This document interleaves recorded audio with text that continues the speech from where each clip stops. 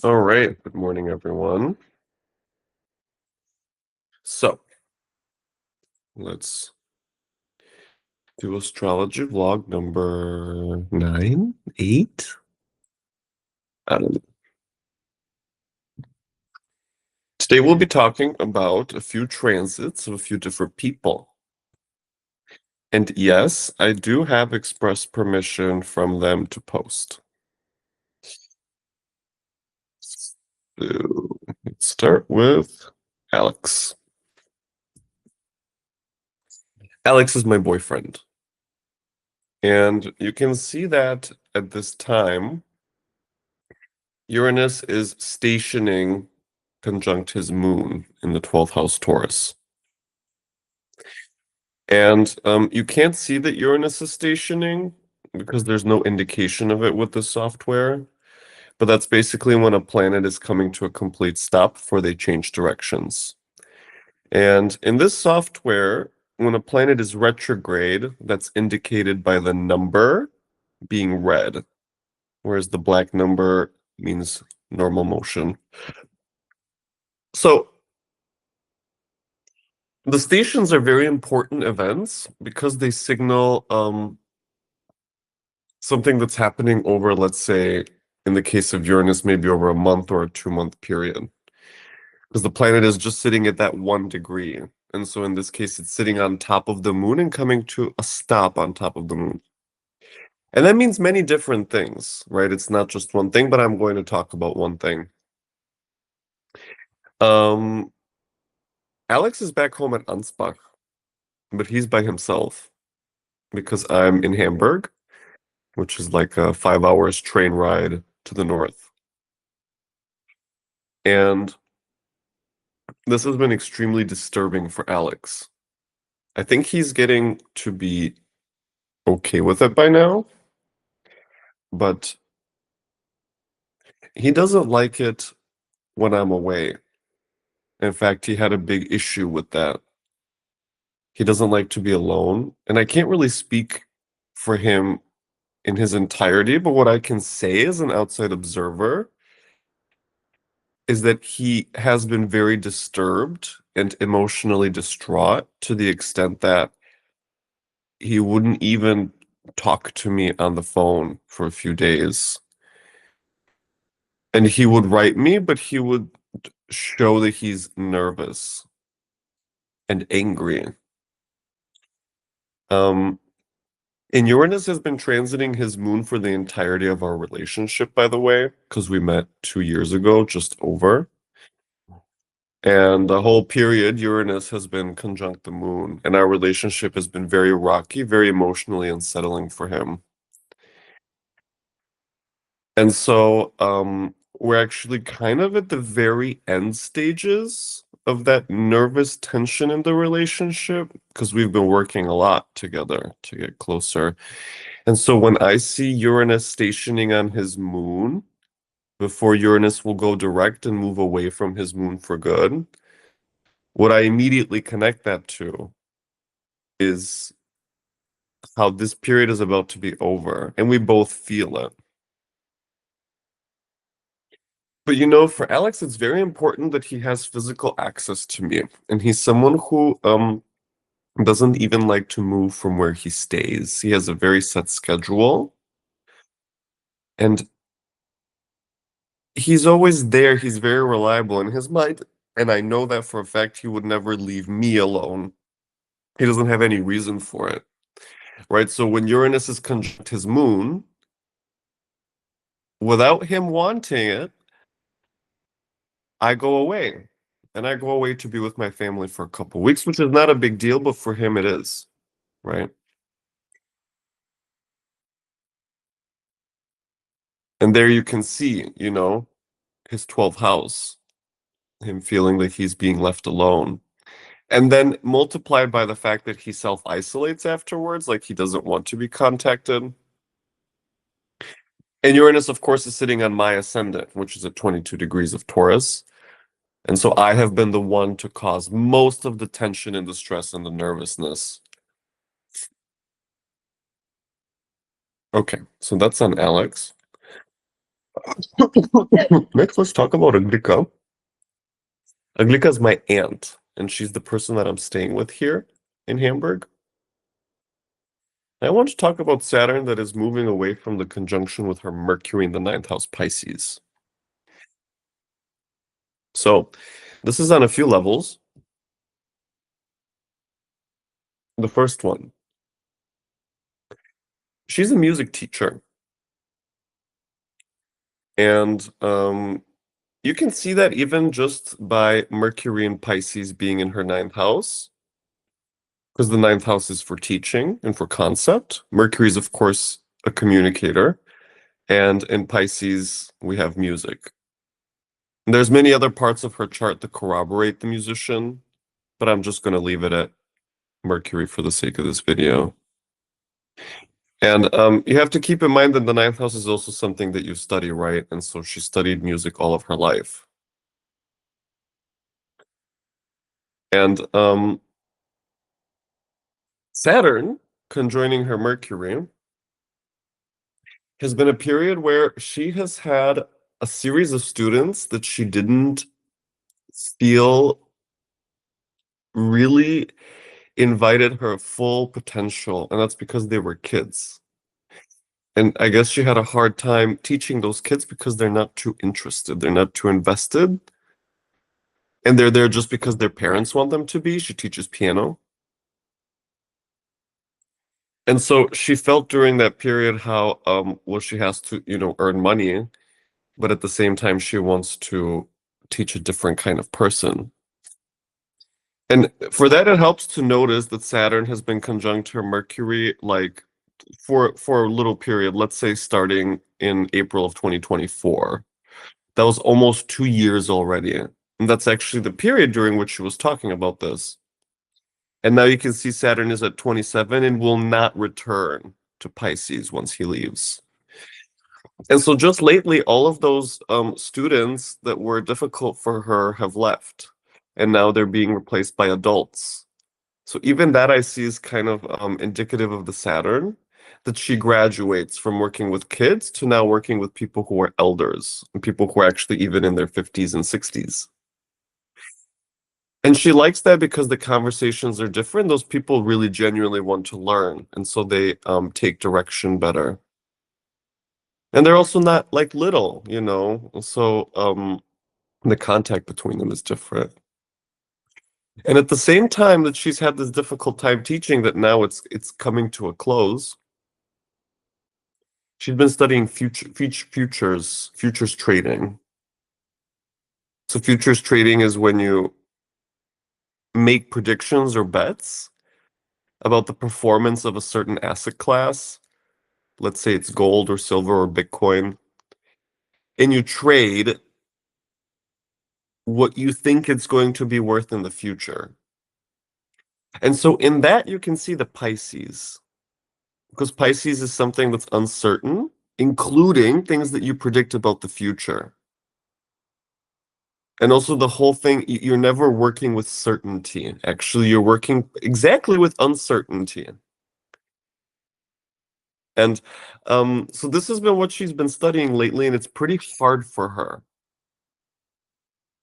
because it's something totally new, right? You read charts, you read news, you try to figure out what's happening in the world, and that is what informs your prediction that then decides how you trade, right? So all of those things, the news, reading stock charts, thinking about the future, trading, all of those are Mercury.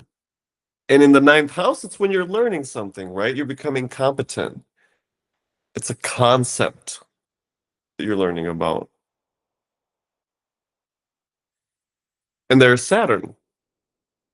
And so in this period, she's really studying hard. Like I see her going through the book every morning. She has to read a couple chapters. She has a friend, Mercury, that she calls to talk about it with every day. She has a group chat, Mercury, where they interact and talk about what's going on. And the other thing is, Mercury and Pisces in her ninth, she speaks maybe 7 languages fluently. Okay, so you can see that in the Pisces. right? All the different languages, specifically that it's in the ninth house and it's Mercury. Like, because she's traveled to these different countries and she's lived there in Germany, in Brazil, in the US, Russia. I don't even know. French she used to speak. And now she's reading these stock charts in German. And German, she speaks it fluently, right? We live in Germany. But it's not her native tongue. And so when you read technical text is way more difficult. And so there's Saturn conjunct her Mercury also. Just reading the material itself is taking her a while. She has to reread things. And she often says, she doesn't really understand it. She doesn't feel very confident in it. She's just at the beginning stages. She's very interested to develop the skill, but it's totally unfamiliar for her. And so she's always interacting with her teachers, trying to figure out how it works. And so there you can see the movement of Saturn over her Mercury. Because think about it, Saturn is a slow planet, right? So it's every single day that you wake up, Saturn is conjunct Mercury. And therefore it's something that you're doing over a longer period of time. And it's a place where you're challenged. This also makes me think she has some concerts coming up. And so she's been practicing a lot, like 2 or 3 hours per day. She goes to her studio and she just plays. And the music she plays is technically more difficult than what she does just to enjoy herself. And there's other things going on, but I'll just leave it at that for now for her Saturn Mercury conjunction. Okay. Then I want to talk about the Venus and Mars Cazimi, in fact. So you can see that Venus and Mars are still conjunct the Sun. And so once again, the Cazimi, it's not an event that takes place on one specific day. Like the Cazimi itself is a one-time event, let's say, but the process of it, again, is something longer.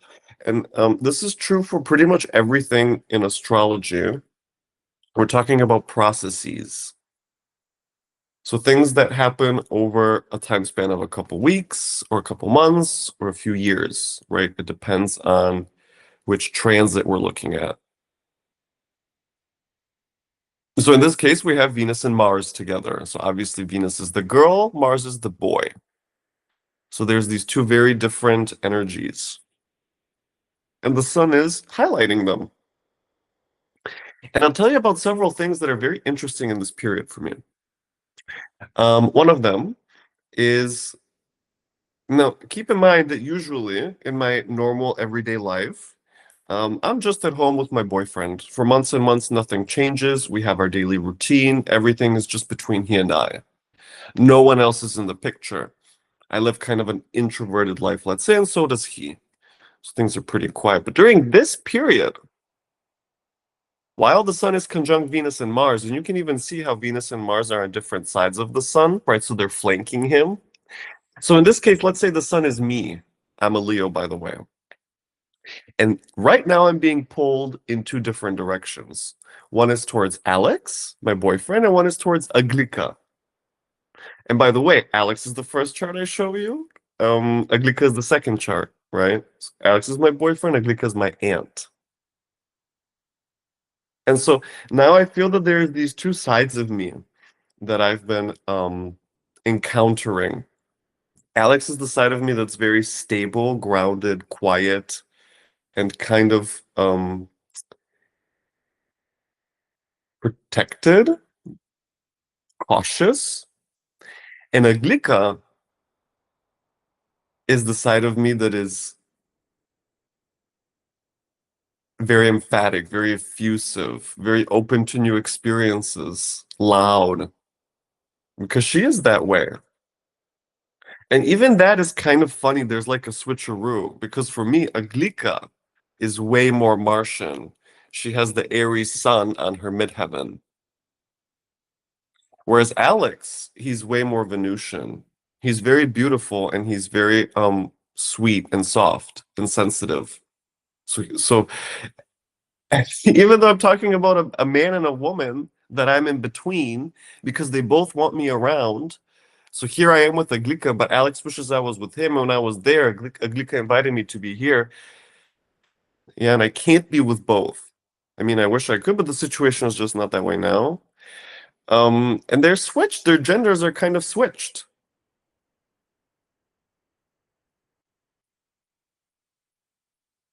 And I'm yeah, really interested in these two sides of myself. The part of me that's very grounding, which I would say is Alex, right? Venus is like the tree that's planted.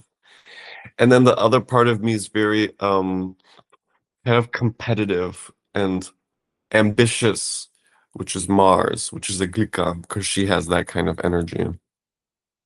And so I'm more in between these two states and constantly reflecting on both sides of my being. And while I'm here, what's very interesting is that they are my two little cousins, Lubima and Gael. Lubima, of course, is a girl, and Gael is a boy. And so I also get to experience the connection between spending time with my little girl cousin and spending time with my little boy cousin. And they're just very different. Like Luby, she's so girl. She's very girly.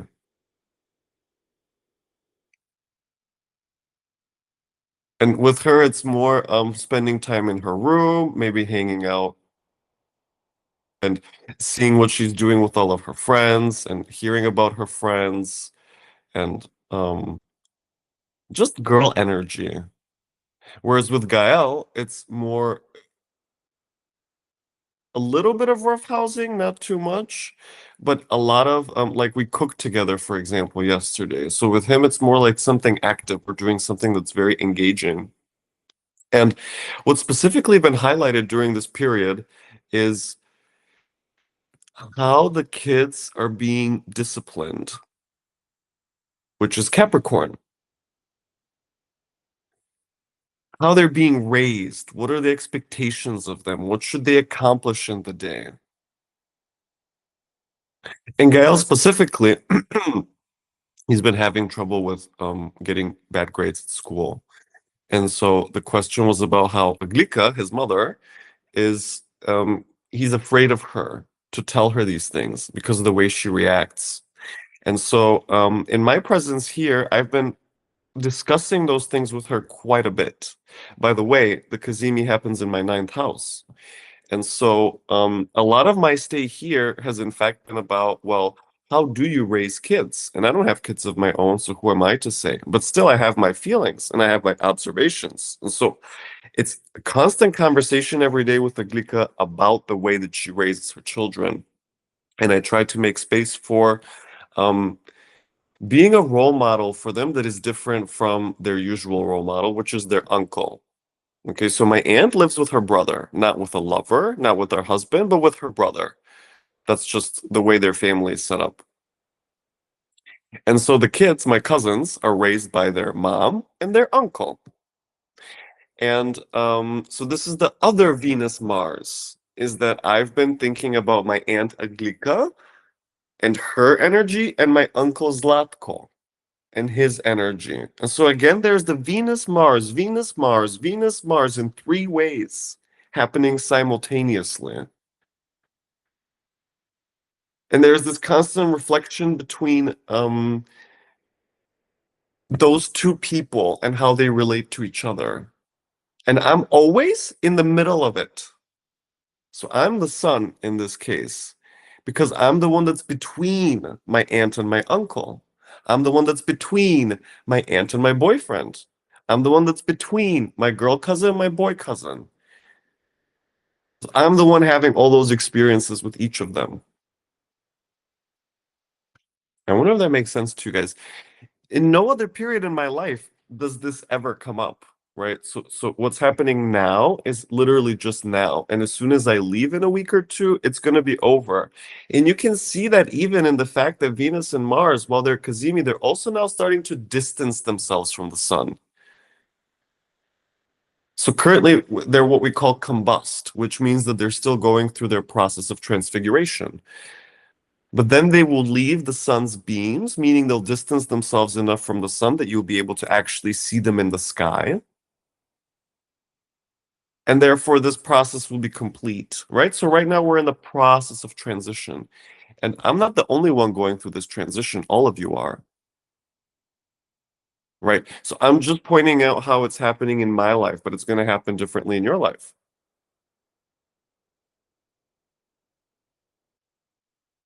Okay. And for me, it's all been around Capricorn. How do you discipline the kids? How do you set the correct parameters for them so that they know the path that they need to walk in order to be in good standing? And don't make it too hard, but take them into consideration. And it's been a lot about the patriarchy for me. How when you have a man in the house and he has a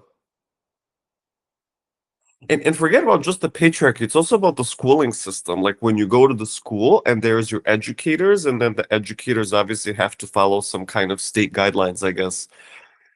And those parameters that are set by other people are very inflexible, and the kids just have to do it. They have no choice. But obviously, not everyone can perform equally in school because people have different talents, they have different interests. And so for me, it's a lot about, okay, I want to be a very positive role model for these kids. And I don't care if they follow universal guidelines of expectation. And so the conversation with Aglika is like, just relax with your kids. Like give them more, like take interest in what they're interested in and invest more in that part of their life and give them some kind of minimum requirements, right, for school if they have to go through with school. But don't make them get good grades if that's not important for them. Don't punish them and take things away from them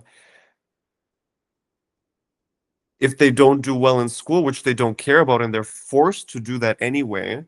And at the same time, like if you want them to have the minimum required success, then show them the way, hold their hand, give them some kind of like spend the time with them that is needed in order to improve the grades in physics, for example. By the way, it's interesting again that it's physics specifically. And physics and geography were the two things that we were talking about. You can see both of those are Capricorn because physics is about the laws of the universe. And of course, geography is about like the physical presence of Earth and where things are low. So both of those are Earth sign things. Both of those are Capricorn. Even the things that we're talking about at home.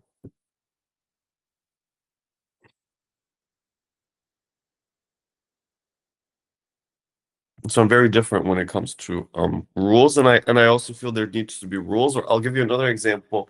I was cooking with Gael yesterday, and I felt like he's moving too fast. He doesn't want to follow any recipes. He thinks that just because he's watched a video, he can do it. And to be honest, the cooking turned out okay, but for me, it was not. I would have done it differently by myself. But still, I have to navigate my relationship with him and understanding that the whole reason I'm cooking with him and letting him go through that process is so that he can be at the center of it. He can decide how we can do it. It's play, and it's play outside of the phones because I don't like to do the phones too much. I want to connect with the kids outside of that because I see that the phones are really taking over their life. And so I reflect on myself also in this period with the stellium about like how can I be a disciplinarian and be a person that is not just nice and sweet, but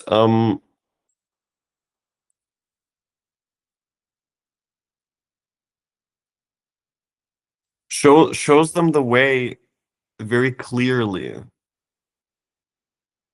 And I feel like if I'm gonna cook with Gael again, I need to have a sit down with him and have a longer conversation and say, okay, and that's making me think also about Mercury very much. In the instance of like following a recipe word for word, that's Mercury and Capricorn, right? Somebody lays it out for you.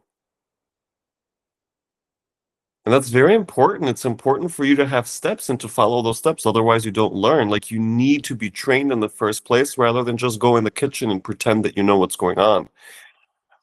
Like yesterday, he made the French fries, and I let him just do it his way without interfering. And then I wished I would have interfered because they ended up burnt. So it was like a waste of a lot of resources.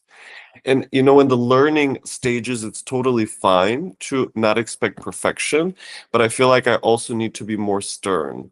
So there's a navigation that I'm going through in the Capricorn subject, which I usually don't because I'm not faced with that issue, with that question on how do I speak to these kids in a way that is very soft and permissive and open and also kind of guiding and stern and boundaried. And so there I feel very much this opposition between what's happening in Capricorn and then the Jupiter in Cancer. The Jupiter in Cancer, in this case, you can see I'm back with my family and I'm figuring out family relationships.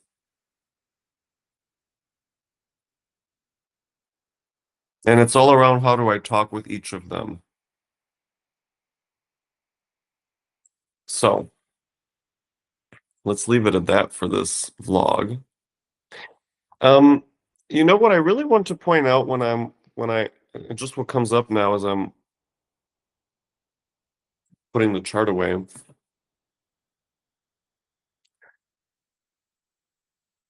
You see how I went through three completely different transits in this one video, right? So for Alex, we talked about Uranus to his moon. With Aglika, it was about Saturn to her Mercury in the ninth house. And then for my experience and everything that's happening lately, it's the Sun, Venus, Mars, Cazimi, and then we brought in the Mercury opposite Jupiter.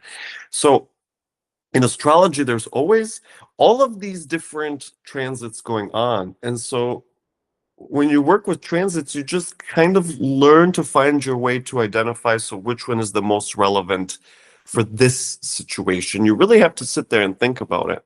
And think about also the fact that there are so many things happening. Like what I tell you on camera is just a tiny fraction of the total happenings in life. And so the more that you reflect on whatever it is the events that are taking place in your life these days, the more you're going to discover.